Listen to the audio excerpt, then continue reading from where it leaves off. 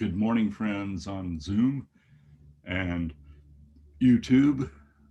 We will begin our devotional in just a few moments.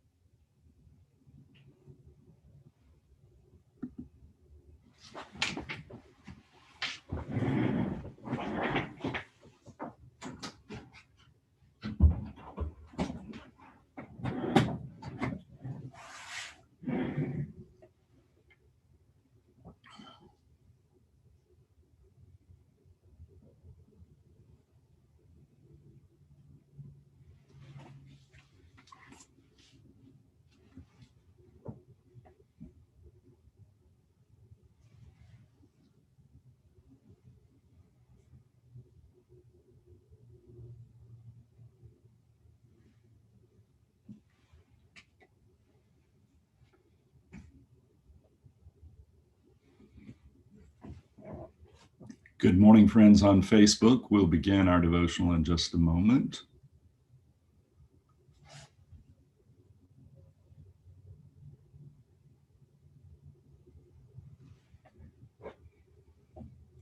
Good morning and welcome to our daily devotional from Pilgrim Congregational Church. I'm Patrick Horn.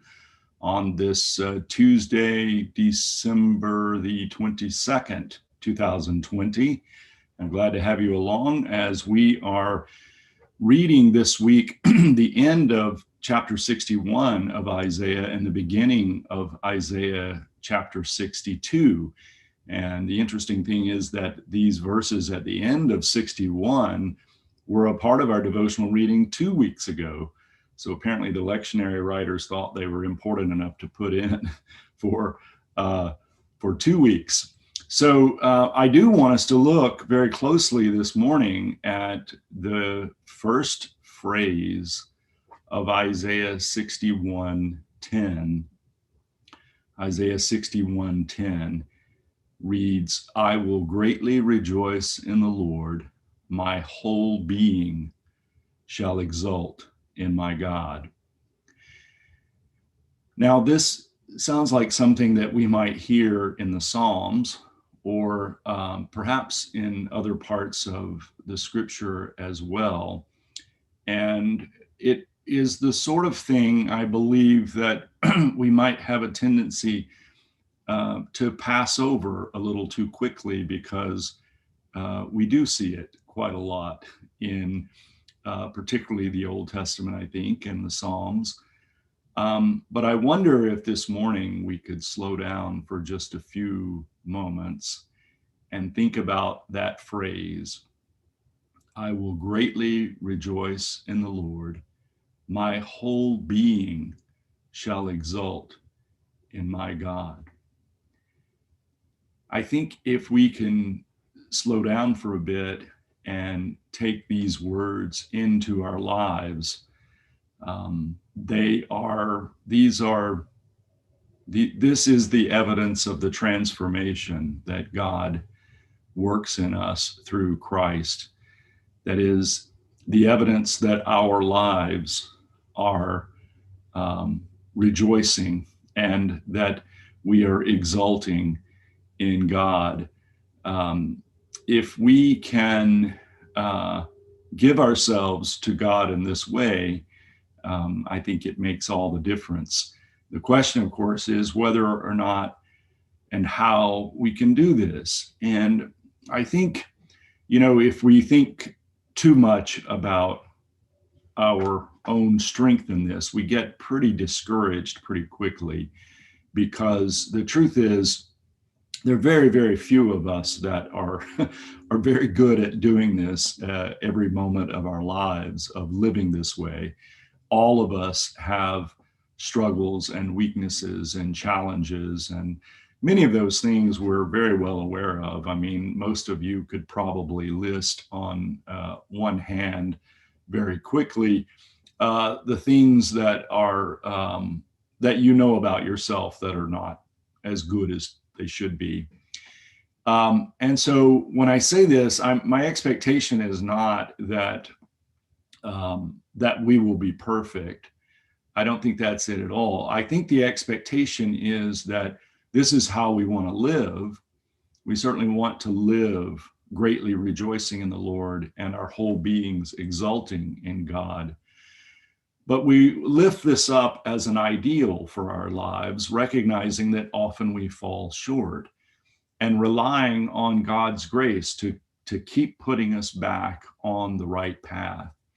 And this week, with all of the Christmas symbols around us, I hope that these are wonderful reminders of this week, of this being the goal. That is, that we really want our lives, our whole beings, that is what the scripture says, everything about us exulting in God. And I think we know what that means. I mean, it means that our lives show all of the fruit of the Spirit, right? The love and faith and hope and kindness and gentleness and patience and all the things that we know that we should be. And so this passage, one of the powerful things about this passage, I think the whole thing, the end of 61 and the beginning of 62, is that it's a great reminder of that that idea of righteousness, that idea of our lives living in this way. I want to close with this Christmas poem by George Herbert. He was a 17th century English pastor, and he wrote quite a lot of beautiful and very, very good poetry. And this one is simply called Christmas 2. He wrote a Christmas 1, and this is Christmas poem number 2. The shepherds sing, and shall I silent be? My God, no hymn for thee. My soul's a shepherd too. A flock it feeds of thoughts and words and deeds. The pasture is thy word, the streams thy grace enriching all the place. Shepherd and flock shall sing, and all my powers outsing the daylight hours.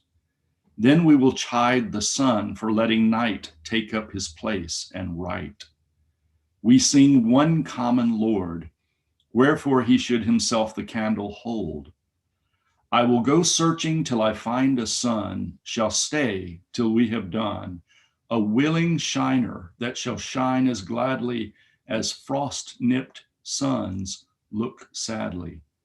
Then we will sing and shine all our own day and one another pay. His beams shall cheer my breast, and both so twine till even his beams sing and my music shine. I hope you have a great day today. From Pilgrim Congregational Church, I'm Patrick Horn. Goodbye.